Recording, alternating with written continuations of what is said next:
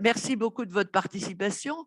Je ne vais pas épiloguer sur l'aspect dramatique de la situation du manque de professionnels de santé. Je pense que tout le monde est au courant actuellement. Ça met en péril la population.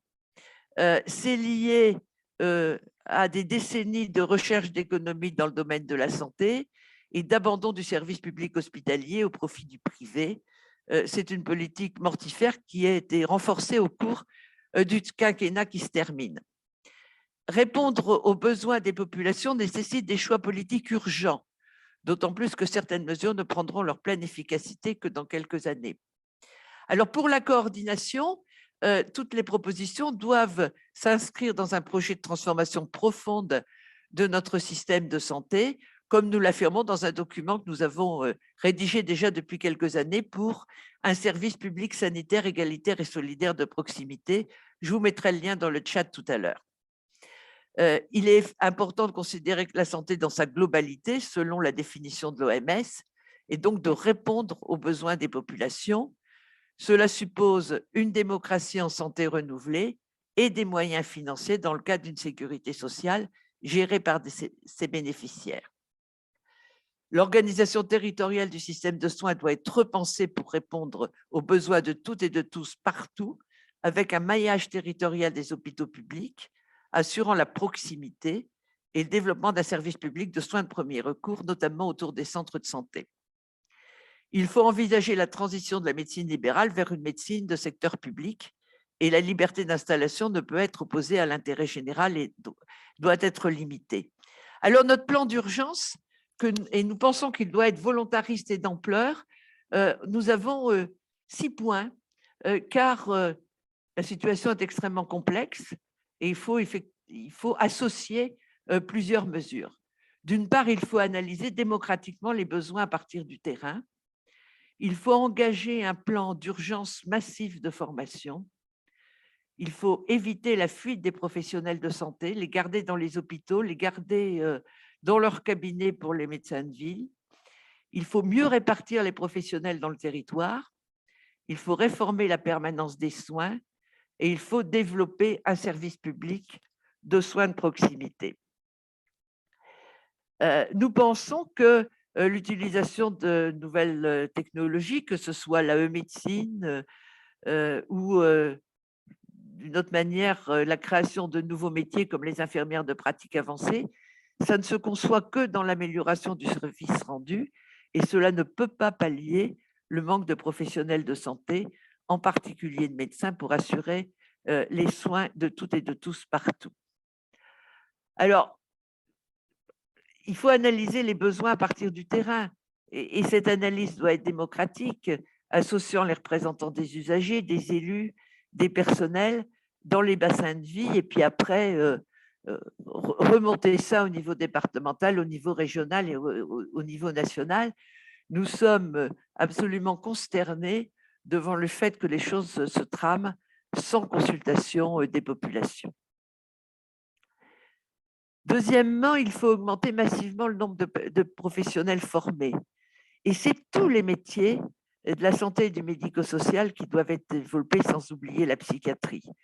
Il faut mettre fin aux quotas officiels et officieux en donnant des moyens aux écoles professionnelles, en donnant des moyens aux universités.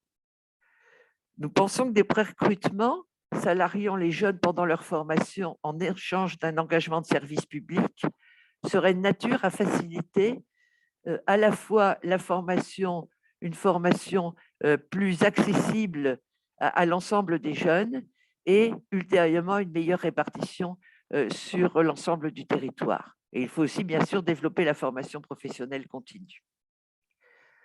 En ce qui concerne les études de médecine, le numerus clausus ne doit pas être seulement supprimé en parole, ce qu'a fait le président Macron, mais en acte. Les admissions d'étudiants doivent être largement augmentées en tenant compte notamment des transformations de la profession, la diminution du temps de travail, le fait qu'il y ait des abandons en cours d'études, voire des orientations de médecins vers des tâches non soignantes. Cela nécessite des moyens matériels, humains et financiers pour les facultés, et y compris sans doute la création de nouvelles facultés. Nous pensons que les étudiants en médecine devraient être salariés en échange d'un engagement de service public. Et ça permettrait une meilleure démocratisation, mais il faut aussi réformer les études de médecine pour favoriser l'exercice de la médecine générale. Mais ce n'est pas tout. Et bien sûr, il faut augmenter le nombre de professionnels conformes, mais il y a des urgences. Et les urgences, c'est déjà de garder les professionnels de santé dans les établissements. Et ça veut dire qu'on redonne du sens au métier du soin en remettant le malade au centre du système. C'est nécessaire aussi pour que les jeunes aient envie de s'engager dans ces métiers. Ça suppose de respecter l'éthique professionnelle. Il faut que l'hôpital soit géré dans l'intérêt des patients et non avec l'œil rivé sur les dépenses. Il faut qu'on arrête de considérer les professionnels comme des pions déplaçables pour reconstituer des équipes de soins stables. Il faut leur donner un pouvoir démocratique, de même qu'aux élus et aux représentants des usagers, pour qu'il y ait cette expression démocratique qui permette d'adapter l'hôpital à la réalité des besoins. Il faut donner du temps aux soignants, c'est-à-dire créer des postes, les libérer de toutes les tâches qui ne relèvent pas du soin et des procédures inutiles. Il faut améliorer l'intégration et la reconnaissance des professionnels à diplôme étranger. Et on sait que de ce point de vue, se passent en ce moment des choses très, très compliquées. Et bien évidemment, il faut augmenter les salaires pour garder les soignants dans les hôpitaux. Quatrième point, il faut répartir les professionnels de santé mieux qu'actuellement. Ça concerne essentiellement les médecins puisqu'il existe des modes de régulation pour les autres professionnels. La coordination réaffirme sa volonté d'un engagement à servir temporaire pour assurer une répartition égalitaire en fonction des besoins. Cela concerne à la fois les soins primaires et l'hôpital, les hôpitaux généraux comme la psychiatrie, et la mise en place pour les soins primaires serait facilitée par le développement du service public de proximité. Car nous considérons que cette obligation à une meilleure répartition concerne non seulement l'hôpital, mais également la pratique libérale, généraliste et spécialiste, car la liberté d'installation s'arrête là où commence l'intérêt général et la mise en place d'une régulation à l'installation est incontournable. L'État doit de ce point de vue jouer son rôle pour mettre fin à la mise en concurrence des territoires et réorienter les nouvelles installations pour équilibrer égalitairement tous les territoires en fonction des besoins exprimés au premier point. Il faut réformer la permanence des soins en rétablissant l'obligation de la permanence médicale pour tous les médecins, évidemment dans le respect de règles négociées par rapport aux motifs d'exemption, âge, maladie, etc. La permanence médicale ne devrait pas être la compétence de l'ordre des médecins et les CPTS devraient assumer ce rôle qui leur est confié.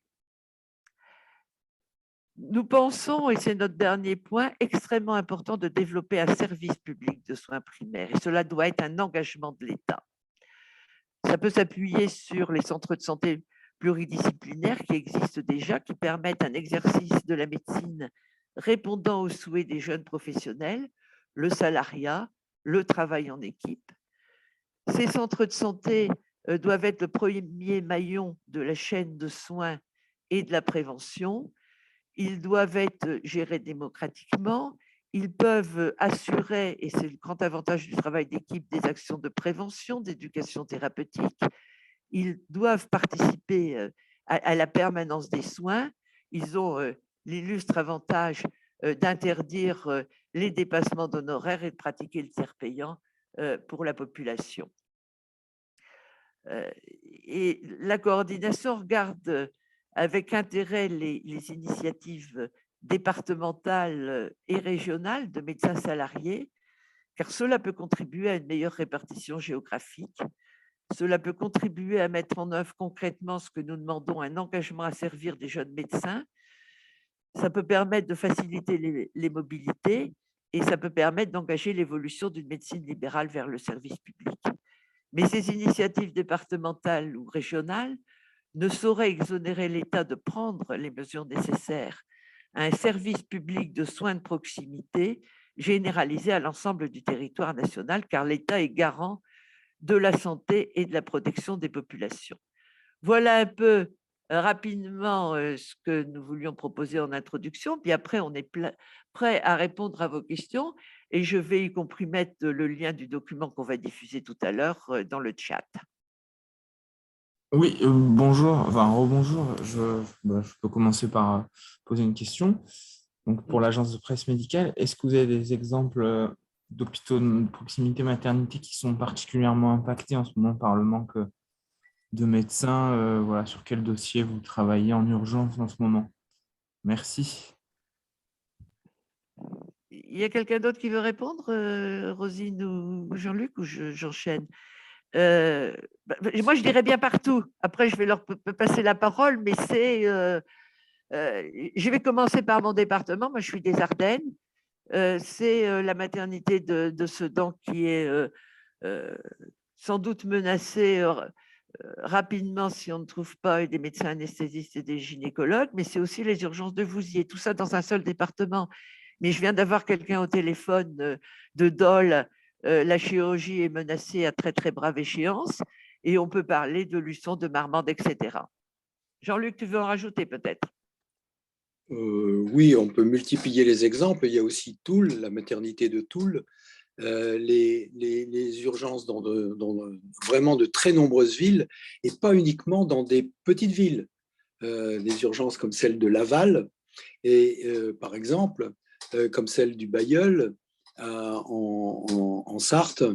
Et par ailleurs, ces situations aboutissent déclenchent la réaction des populations avec des mobilisations qui peuvent paraître inaperçues, mais qui sont importantes, comme par exemple à Draguignan pour le service des urgences, comme par exemple à Marmande également pour le service des urgences, avec des manifestations, des rassemblements tous les vendredis, comme à Luçon depuis 6 mois. Voilà. Où tous les vendredis, une centaine de personnes sont rassemblées devant l'hôpital pour demander des moyens humains et financiers pour cet hôpital. Et pas uniquement d'ailleurs que pour le service des urgences. Bon, vous voyez, et donc en fait, on se rend compte, mais c'est difficile d'avoir ces renseignements, on ne les a pas toujours facilement, que de nombreux hôpitaux fonctionnent qu'avec ou avec essentiellement des intérimaires. Et avec donc une difficulté à assurer le service public 24 heures sur 24 et 365 jours sur 365. Donc en fait, le service public devient intermittent avec des conséquences vraiment graves pour la population, pour la santé de la population, avec des événements tragiques, c'est-à-dire des morts.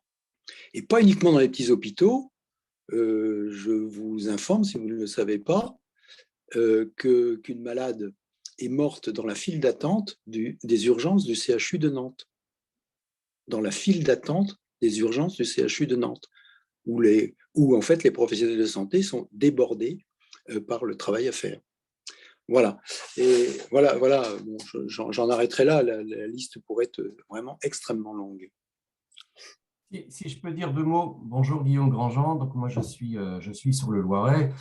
Des exemples encore tout récents hein, dans notre département qui est aujourd'hui notre région qui aujourd'hui présente la plus faible démographie médicale de France. Bon, c'est un petit peu sur le devant de la scène aujourd'hui avec la création annoncée d'un nouveau CHU sur Orléans. Nous avons par exemple un hôpital de proximité à Neuville-aux-Bois dans le nord du département qui a fermé, qui est annoncé comme devant fermer temporairement, et dont on sait bien qu'il n'aura pas la capacité de réouvrir, donc 27 lits, des lits de médecine et des lits de services de soins de suite et de réadaptation qui du coup sont transférés. Sur un autre hôpital qui lui-même, la Cour des comptes, la Cour régionale des comptes demande également la fermeture, qui est l'hôpital de Pithiviers, pour lequel la population s'est déjà beaucoup battue pour le maintien de sa maternité il y a quelques années. Voilà, donc je ne voulais juste apporter qu'un petit éclairage aussi de mon point de vue, en tout cas local. Effectivement, ces poursuites de fermeture de services et de lits, comment dire, et on l'a régulièrement souligné, hein, se sont poursuivis, aggravés, y compris durant la crise sanitaire et depuis le début de la crise sanitaire et se poursuivent aujourd'hui. Hein. Je pense que le mouvement ne s'est pas ralenti. Et voilà, la population aujourd'hui vit ce drame d'être à la fois pris en étau entre un hôpital public et un service public de santé qui aujourd'hui est en situation de quasi-agonie, et un système libéral de santé qui en tout cas fait la preuve de son incapacité à pouvoir répondre aux besoins de santé de la population sur l'ensemble des territoires. Donc, voilà, dans cet étau, il nous apparaît effectivement urgent, et Michel Leflon l'a largement développé à la fois dans les constats et les propositions que nous faisons, sur la nécessité de pouvoir apporter des réponses à la fois immédiates pour une situation voilà, qui est souvent qualifiée, comment dire, en tout cas décrite de manière j'allais dire, ou de manière froide avec des chiffres, ou en tout cas avec des expressions de grande neutralité, hein, mais en réalité, effectivement, et comme vient de le dire Jean-Luc, c'est derrière des situations de souffrance, des situations de surmortalité, également des situations de perte de chance. Alors, perte de chance, c'est aussi un terme, j'allais dire, qui veut dire concrètement que beaucoup de malades aujourd'hui, et depuis 2 ans, particulièrement depuis la mobilisation des hôpitaux, ce sont des malades et des patients qui concrètement, enfin, de manière très concrète, mourront beaucoup plus jeunes leur chance d'espoir de guérison et de traitement les y autorise. Et donc ça, ce sont voilà, sont des réalités qui sont terribles, qui sont brutes, et que nous avons besoin aussi de remettre sur le devant de la scène, parce que voilà, sur ces questions de santé, c'est bien de cela dont il s'agit. Julien Moschetti, le quotidien du médecin. Je voudrais savoir dans quelle région ou dans quels établissements la mobilisation des citoyens finalement a réussi à faire basculer le rapport de force. Finalement, est-ce qu'il y a des exemples de lutte couronnée de succès? Alors, La maternité de Vierzon, vas-y Jean-Luc. Oui, vas-y, je t'en prie, vas-y. 2 exemples. La maternité de Vierzon, ça date déjà d'il y a 2-3 ans, mais on n'entend plus parler de la maternité de Vierzon alors qu'elle était menacée. Les urgences de Sisteron qui fonctionnent de nouveau après 14 mois de lutte. Et Jean-Luc a sans doute d'autres exemples à donner. Luçon, les urgences. Les urgences et le SMUR de Luçon, qui de très menacés, maintenant ont connu quelques jours de fermeture, quelques nuits plus exactement de fermeture, mais ça n'a rien à voir avec la situation qui est voisine dans le département de la Vendée, de Montaigu, où le SMUR a été fermé pendant 15 jours, pendant 3 semaines au mois de juillet. Et puis de nouveau plusieurs fois de manière comme ça intempestive, c'est-à-dire un jour, on annonce que les urgences sont fermées ou que le SMUR ne fonctionne pas. Et pour vous donner la situation en Loire-Atlantique et Vendée, il s'est trouvé au mois de juillet, mois de juillet 2021, une période où à la fois le SMUR de Montaigu, à 30 km au sud de Nantes, et le SMUR d'Ancenis, à 30 km à l'est de Nantes, étaient fermés tous les deux en même temps, ce qui fait que toute cette zone géographique était couverte par les SMUR de Nantes. Ça signifie qu'en clair, que la population de Nantes, de Montaigu et d'Ancenis, ce qui représente à peu près 900 000 habitants, était en danger. Car quand le SMUR de Nantes est parti à Montaigu ou à Ancenis, il n'est plus disponible pour la population nantaise. C'est ça la réalité. Et là-dessus, et ces choses-là, on les apprend, mais par la bande. Elles ne sont absolument pas annoncées. Donc, vous voyez, c'est ça. Alors, les luttes, bah oui, la population de Luçon, qui est là tous les vendredis, devant son hôpital à 18h, et depuis des mois, eh bien, a permis que, effectivement, le regard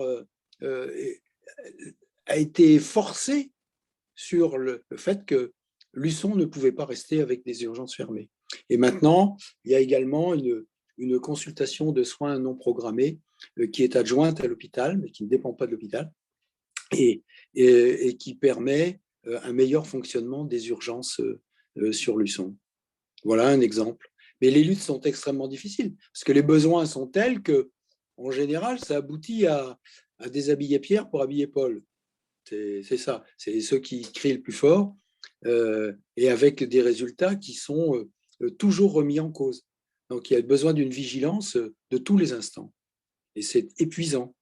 Et ce qui ressort de ces mobilisations, telles que celle aussi, on a oublié de la citer, celle de Mayenne, hein, pour le maintien de la chirurgie à Mayenne, et d'ailleurs aussi de la maternité par voie de conséquence, eh bien, c'est que à chaque fois qu'on se déplace et qu'on va écouter les gens qui manifestent, tout de suite ils disent, la première chose qu'ils disent, c'est on n'est pas des citoyens de seconde zone. C'est ça qui est dominant comme sentiment.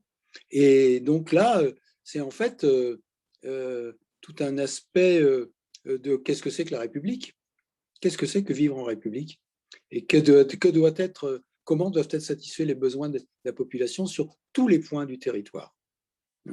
Merci. J'avais une autre question parce que je participais à un colloque au Sénat sur l'hôpital d'en haut et l'hôpital d'en bas en début de semaine. Et il était question de convergence des luttes. C'est vrai qu'il y avait un ancien président de la coordination. Finalement, il y a toutes ces luttes sur le plan local, mais il y a une difficulté à les faire converger. Donc, comment les faire converger et qu'est-ce que vous pensez aujourd'hui des actions et du discours mis en place par le gouvernement pour répondre à cette problématique de pénurie? Alors, sur le premier point, je vais répondre. Effectivement, nous travaillons avec une foule d'autres organisations. Nous participons à une interorganisation de la santé avec les organisations syndicales des personnels à la fois médicaux et non médicaux de la santé, le collectif interhôpitaux, le CU, et nous envisageons avec d'autres organisations, y compris on participe à Convergence des services publics, on envisage, je pense que c'est de ça dont a parlé Michel au Sénat, nous envisageons une mobilisation à Lure en mai 2023, mais pas une mobilisation un jour donné. En fait, le but, c'est de faire converger un certain nombre de luttes tout au long de l'année pour rassembler à Lure toute cette exigence sur les services publics, dans la santé, mais également en dehors de la santé, puisqu'il y a Convergence Rail, par exemple, qui s'associe à nous.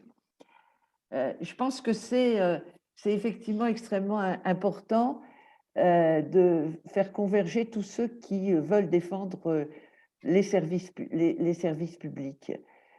Après, pour répondre à votre question, ce qu'on pense de la politique du gouvernement actuel, c'est une catastrophe. On dit qu'il faut augmenter le nombre de médecins conformes. Je viens d'avoir les chiffres tels qu'ils ont été présentés à la Commission régionale santé et autonomie du Grand Est.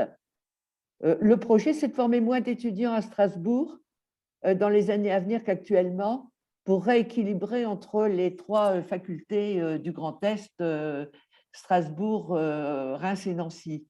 Alors évidemment, les indicateurs de l'Alsace sont un tout petit peu moins mauvais que les indicateurs des deux autres anciennes régions, sauf que les indicateurs de l'Alsace sont également très mauvais. Donc, qu'est-ce que vous voulez qu'on dise? On a un gouvernement qui ne répond absolument pas aux questions. Il ne veut pas donner les moyens aux universités de former plus d'étudiants. Je voudrais ajouter une chose qui est simplement un témoignage, quoi. Parce que c'est des choses qui sont répétées. Répétées de directeur d'hôpitaux à directeur d'hôpitaux, de directeur d'ARS à directeur d'ARS d'une autre région. C'est quand les autorités de santé en sont amenées à dire « ne venez pas aux urgences ». Ils en sont là. Ils en sont là. C'est-à-dire qu'effectivement, le système de santé est à genoux. D'un côté, on a le désert de la médecine de premier recours, et de l'autre, on a des urgences qui croulent sous la demande de soins. Les patients ne viennent pas faire un tour, ils ne vont pas se balader aux urgences, ils sont en demande de soins. Donc et avec des soignants qui n'en peuvent plus parce qu'ils ne peuvent pas exercer correctement leur métier. Donc effectivement, voilà le résultat, et voilà ce que nous pensons des décisions gouvernementales qui se suivent et qui se ressemblent comme deux gouttes d'eau. C'est-à-dire que vous avez les listes d'attente qui se multiplient, qui s'allongent. Et quand on parle de critères de bon fonctionnement des hôpitaux, on ne parle que des critères de gestion. Je vois le CHU de Nantes se glorifie de sa situation financière. Mais on ne parle absolument pas du délai au minimum d'1 an pour obtenir une consultation en pédopsychiatrie, des délais, des renvois de femmes suivies pour leur grossesse au CHU et qui sont envoyées le jour de leur accouchement en privé parce qu'il n'y a pas de place au CHU, du report des interventions chirurgicales faute de place, soit au bloc opératoire, soit en réanimation, des imageries qui ne sont pas réalisées et on redirige les patients vers le privé parce qu'il n'y a pas de place au CHU, il n'y a pas de plage de rendez-vous. On en est là. Et c'est ça les bons critères pour nous. Les critères, c'est est-ce qu'on répond aux besoins de santé et aux besoins de soins de la population. Le directeur de l'hôpital n'est jugé et reçoit ses primes légales, ce n'est pas des sous-tables, des primes légales, si les objectifs financiers sont atteints, pas si les objectifs de besoin de soins sont atteints. En réalité, nous avons deux décideurs, hein, des organisations sanitaires sur les territoires, les agences régionales de santé, voilà, qui sont effectivement dans leur dimension technocratique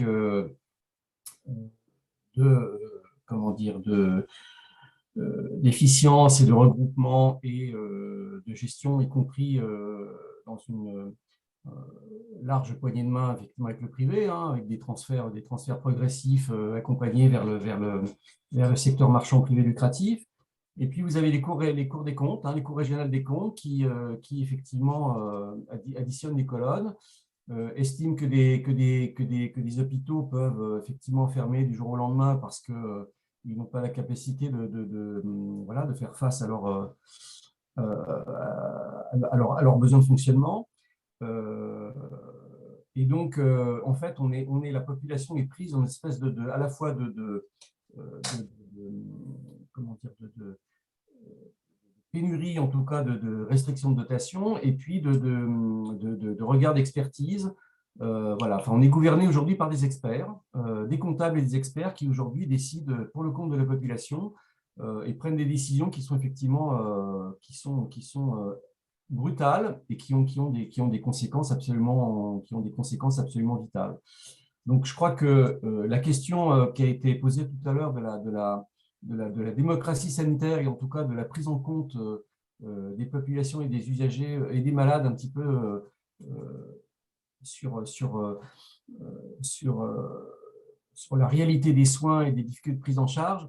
Je pense que tant que cette question-là ne sera pas mise au cœur du sujet, il sera difficile d'avancer. Et je crois que c'est le cœur, en tout cas, du travail de la coordination et des comités qui la composent, de pouvoir effectivement faire exprimer et porter la parole des habitants, des acteurs locaux, des professionnels aussi, des élus, et de faire en sorte que non seulement qu'il y ait un débat, une écoute, mais qu'il y ait aussi derrière voilà, une prise en compte de ces besoins et que tout ne soit pas décidé de manière complètement verticale et autoritaire et arbitraire. Et on est aujourd'hui dans ce schéma-là. On a beaucoup parlé des urgences là, parce que c'est effectivement, la situation s'est complètement détériorée. Elle n'était déjà pas bonne avant. C'est bien pour ça qu'il y a eu la grève des urgences avant le début de l'épidémie du Covid. Mais ça s'est accéléré depuis cet été, le nombre de fermetures de services. Il n'y a pas de secret, hein. C'est pas parce que tout d'un coup les urgentistes ont tous pris leur retraite. Il y en a quelques-uns. S'il y a eu autant de difficultés qui se sont accumulées depuis cet été, c'est bien parce qu'il y a des personnels qui quittent l'hôpital en nombre parce qu'ils n'en peuvent plus, parce que précisément ce gouvernement n'a pas répondu à leurs attentes. Et n'a pas répondu à leurs attentes, et on peut penser qu'il y a une partie volontaire, parce que quand on peut épiloguer sur les médecins intérimaires, le scandale de leur paye, etc., y compris avec des chiffres qui sont souvent gonflés par rapport à la vraie réalité, en prenant l'exemple de Noël et du Nouvel An. Sauf que si actuellement, c'est ça qui permet, dans beaucoup de services, je ne parle pas de ceux où c'est le fonctionnement constant tout le temps avec des intérimaires, mais y compris dans d'autres, c'est ce qui permet aux médecins de prendre des congés. Si on leur supprime leurs intérimaires, ils n'ont plus de congés, donc ils vont partir. Et c'est ça qui est en train de se passer, c'est ça qui est dramatique. C'est pour ça que nous pensons qu'il faut former des professionnels et qu'il faut répondre à leurs besoins d'une manière urgente, parce que on est sur un cercle vicieux et des personnels qui s'en vont, c'est la tentation pour les autres de suivre. Et de ce point de vue, le gouvernement n'a pas répondu. C'est pour ça que la situation est en train de se détériorer à toute allure.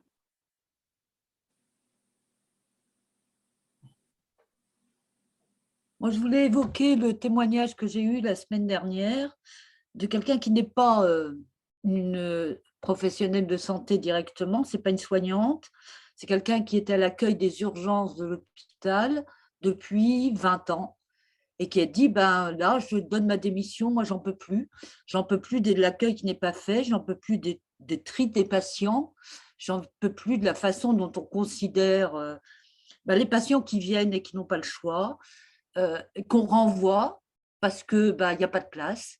Donc, je démissionne. Ça fait 20 ans que je travaille là, je démissionne. Je n'ai rien d'autre, mais je ne peux plus. Et ça, effectivement, c'est le résultat d'une politique suivie depuis 20 ans, 30 ans. Et ça fait 20 ans, 30 ans qu'il y a des mobilisations, qu'il y a des sonnettes d'alarme de tirer et que visiblement, tout le monde s'en fout. Mais il n'y a pas que la santé médicale. Je pense aussi à un gros souci dont on parle peut-être un peu moins, c'est au niveau des soins dentaires. C'est une pénurie dramatique et qui laisse la porte ouverte, j'ai l'impression, à quelques excès. Alors, je prendrai l'exemple d'un couple qui est arrivé au centre de santé en tant que dentiste au mois d'août l'année dernière à Vire, dans le Calvados. C'était la fête, il y a eu des articles, tout ça, tout le monde était content.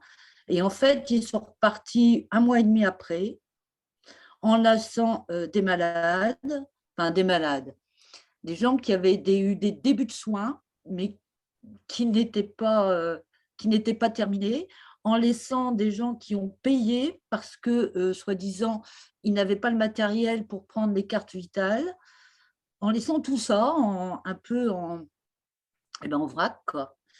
Donc, le dentiste qui était là jusqu'au mois de juin, je pense, est revenu une journée par semaine pour essayer de réparer les dégâts. Voilà, ce sont juste des témoignages de situations locales.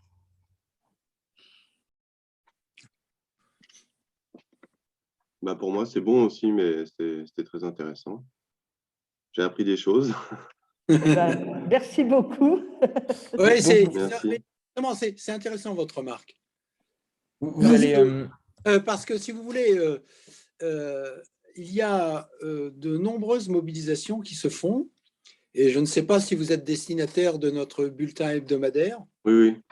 Bon, bah, très bien, voilà, où on rend compte, non pas de l'exhaustivité, mais des choses qui nous paraissent les plus importantes. Mais ces mobilisations-là, qui rassemblent 50, 100 personnes de manière régulière, c'est simple, hein, 100 personnes à Luçon depuis 6 mois, ça fait plusieurs milliers. Voilà. Ça fait plusieurs milliers pour une ville de Luçon, qui est une toute petite ville du sud Vendée. Bon, et ces choses-là, effectivement, elles passent quasiment inaperçues. Et éventuellement, dans la presse locale, on en entend parler, et encore très, très peu, très, très peu. Donc, effectivement, il y a un véritable problème pour se faire entendre, y compris quand les élus sont de la partie, etc., parce que c'est le cas à Luçon, mais il n'empêche que ça franchit. Ça, on a beaucoup de mal à franchir, à franchir les portes des médias, et que l'intérêt soit porté à cette question-là qui est d'une importance capitale pour le développement d'une région. Hein. Une ville où il n'y a pas de maternité, ben, c'est difficile de faire venir des couples jeunes pour venir travailler, pour embaucher tout simplement dans les entreprises de la région, dans les administrations de la région. C'est évident. Et donc, en fait, on parle, au-delà de la santé, d'aménagement du territoire. Et pas uniquement, simplement, de la gestion des hôpitaux. C'est beaucoup plus vaste que ça. Le problème, il est de penser, effectivement, à l'aménagement complet du territoire, avec ses implications dans le domaine de la santé. Et c'est vrai que là, ça demande de changer le fusil d'épaule, quoi, de tout ce qu'on connaît depuis environ une trentaine d'années, mais qui aboutit actuellement à ce qu'on peut appeler un effondrement de l'hôpital public. En ce qui concerne l'hôpital public, c'est vraiment un effondrement.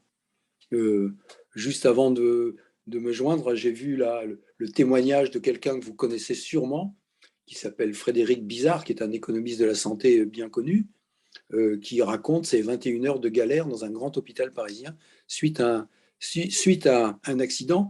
Je vous invite à aller voir son témoignage, à lire son témoignage qui est absolument éclairant sur le fait que le dévouement, l'extrême dévouement de tout le personnel hospitalier ne peut pas permettre de faire face à l'état catastrophique de dégradation des soins et des capacités de soins de l'hôpital public actuellement. C'est vraiment, il y a vraiment besoin d'un plan qu'on pourrait appeler plan Marshall ou autrement. Il y a vraiment besoin de prendre le taureau par les cornes. Et le plus rapidement possible, parce que tout ne pourra pas se faire en un seul jour. Mais c'est simple. Depuis 3 ans, où l'on dit qu'il faut recruter des gens, depuis 3 ans, on aurait pu former, il faut 1 an pour former une aide-soignante. On aurait pu en former 3 années, 3 promotions. Pour une infirmière, c'est 3 ans, on aurait pu former une promotion. On n'a strictement rien fait. Rien n'a été fait. Strictement rien. Donc c'est ça qui est catastrophique. C'est-à-dire qu'effectivement, on dit, je peux pas, c'est le ministre qui dit ça, je ne peux pas inventer les médecins. Non, mais il peut créer les conditions pour qu'on en forme plus. Ce qu'il ne fait pas. Ce qui concrètement ne le fait pas. Il fait des grandes déclarations, les actes, il n'y en a pas. Alors, avec un contrepoint, c'est-à-dire qu'il faut former suffisamment de médecins, mais il faut aussi faire en sorte derrière que ces médecins aussi aillent s'installer sur les territoires où Absolument. qui sont en carence. Donc, je pense qu'il y a une Bien. double, voilà, hein, il y a une double construction à élaborer là-dessus, sur lequel la coordination a longuement et largement débattu. Et en tout cas, sur les attendus, je pense que je crois qu'il appartient effectivement à chacun de prendre ses responsabilités, hein, au corps médical, à l'État lui-même, hein, dans sa fonction régalienne de protection des populations. Mais en tout cas, il faut qu'aujourd'hui, des modes de régulation soient rapidement mis en place pour que, dès maintenant, dès aujourd'hui, des médecins puissent, voilà, qu'au niveau de la médecine de premier recours, des solutions soient mises en œuvre pour que des médecins puissent s'installer dans les bassins de vie, dans les territoires où aujourd'hui, on n'est plus simplement en carence, on est sur des territoires zéro médecin. Hein. Donc, on a passé là on a passé un grade supplémentaire, je pense qu'on a passé un échelon supplémentaire qui appelle aujourd'hui à à des décisions absolument immédiates. L'idée, c'est que nos comités mettent campagne là-dessus, interpellent dans le cadre des campagnes électorales actuelles, en particulier aux législatives, parce que c'est plus dans les territoires, qu'on fasse une véritable campagne là-dessus, parce que, comme ça vient d'être dit, on est dans une situation d'extrême urgence et qui s'aggrave tous les jours. Et on ne peut pas supporter cette passivité. Je vais peut-être poser une question pour finir, si on s'approche du bout, mais à propos de votre proposition sur la permanence des soins, quand je relis votre document, vous voulez rétablir l'obligation de la permanence médicale pour tous les médecins. Alors, comment vous voulez mettre ça en place concrètement et vous imaginez bien que les médecins, certains médecins vont être vent debout? Oui. Oui. mais c'est… alors après, je vais vous prendre un exemple. Et quand on dit, c'est à la fois pour les médecins généralistes et pour les spécialistes, hein, ce qu'on dit. Mais quand on a des médecins anesthésistes, par exemple, qui partent dans le privé, parce que dans le privé, ils n'auront pas de garde. Quand on a, je prends l'exemple de Troyes, où des urgentistes sont partis installer un service d'urgence privé à côté de l'hôpital, ailleurs en ville, qui fonctionne jusqu'à 20h, quelque chose comme ça. Je crois que maintenant, ils ont ouvert le dimanche matin quand même. Ils font toutes les petites urgences, tout ce qui peut être suture, plâtre ne nécessitant pas d'intervention chirurgicale, etc. Donc, ils diminuent l'activité de l'hôpital. Il diminue l'activité des urgences de l'hôpital de Troyes. Dans l'histoire, les médecins urgentistes qui restent à l'hôpital, ils ont plus de nuits, ils ont plus de dimanches à faire. C'est créer les conditions pour qu'ils s'en aillent et qu'ils aillent aussi travailler dans le privé. Donc, ces médecins urgentistes qui montent des structures dans le privé, il faudrait qu'ils aient une obligation d'aller travailler aux urgences de l'hôpital s'ils ne veulent pas que leur structure fonctionne le dimanche. Je prends cet exemple pour vous dire ça. Et effectivement, alors après, la suppression de l'obligation de garde des médecins généralistes date y compris d'un mouvement à la fin des années 90 que je connais bien parce qu'il est parti des Ardennes et il s'est étendu après à toute la France. C'était effectivement des médecins qui avaient plus de 60 ans qui ne supportaient plus.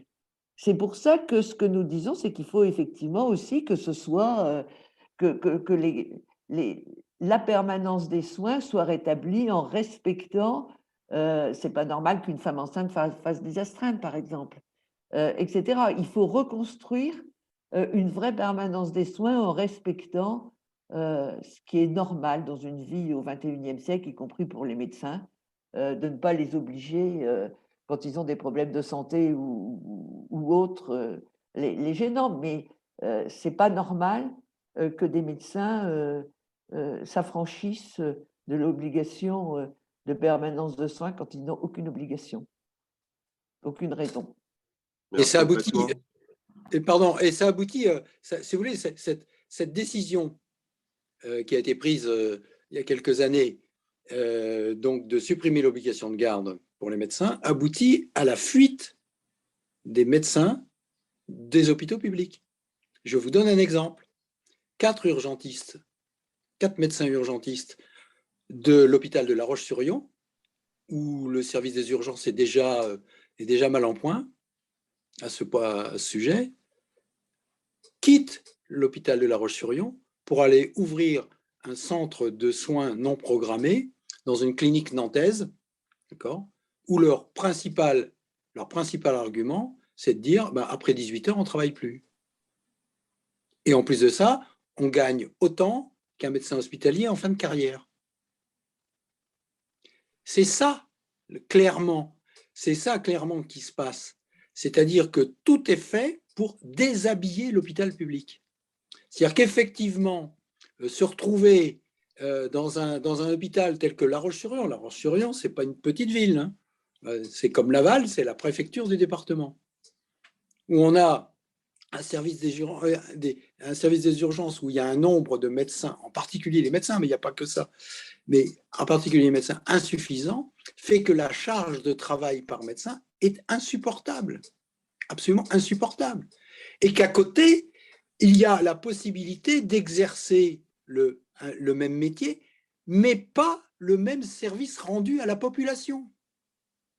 C'est ça qui est en question. C'est quel service est rendu à la population en termes de soins, d'accès aux soins. Non, je ne parle même pas de l'aspect financier, même pas. Mais vous voyez, c'est ça la question qui est posée aux décideurs politiques. Après que chacun essaye de sauver sa peau et de vivre comme il peut, je le comprends parfaitement. Mais ce qu'il faut, c'est justement répartir les médecins, ça ne suffit pas. Il faut aussi que les médecins et que tous les personnels de soins, les aides-soignants, les infirmiers, etc., aient des conditions de vie et de travail correctes dans les différents lieux où ils peuvent exercer. Car il y a une concurrence actuellement extrêmement déloyale entre le service hospitalier public et toutes les cliniques privées, ou l'exercice libéral privé pour les spécialistes. C'est même pas comparable. C'est absolument incomparable. Et c'est vrai que la question de fond, elle est là. Pour nous, la question de fond, elle est là. C'est quel est le service rendu? On ne peut pas ne pas poser cette question, et une profession, quelle qu'elle soit, ne peut pas ne pas poser cette question. C'est ça tout l'enjeu de ce que nous mettons sur la table, parce que ce n'est pas une mesure par-ci, une mesure par-là, c'est vraiment un plan d'ensemble qui permet à notre sens, mais on est prêt à essuyer des critiques et des améliorations. Ce n'est pas à prendre ou à laisser comme ça en tant que tel, mais c'est mis sur la table ces propositions en débat pour pouvoir effectivement répondre. Ça a l'air d'être une formule creuse, mais c'est extrêmement important, c'est très fondé, à répondre aux besoins de soins et de santé de la population. Actuellement, le système actuel n'y répond pas, très clairement, n'y répond pas. Et ça, c'est bien le rôle des politiques, de répondre aux besoins de la population et non pas aux besoins d'une fraction de la population. Donc, il s'agit bien d'une question d'équité d'exercice entre le secteur public et le secteur privé, d'une équité des conditions d'exercice, pour le moins, dans l'attente du développement, du redéveloppement d'un grand service public de santé et de santé de premier recours, pour permettre cette égalité d'accès aux soins en tout lieu, tout point du territoire.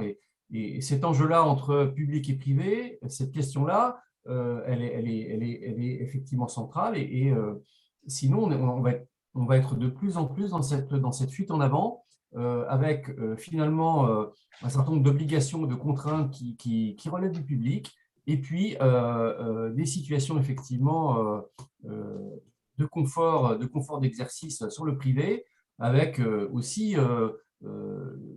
bon, pour aboutir clairement demain à ce qui est déjà quand même beaucoup le cas, un système à deux niveaux qui est d'un côté la médecine du pauvre et de l'autre la médecine de ceux qui auront les conditions et les moyens de bien se faire soigner, quelle que soit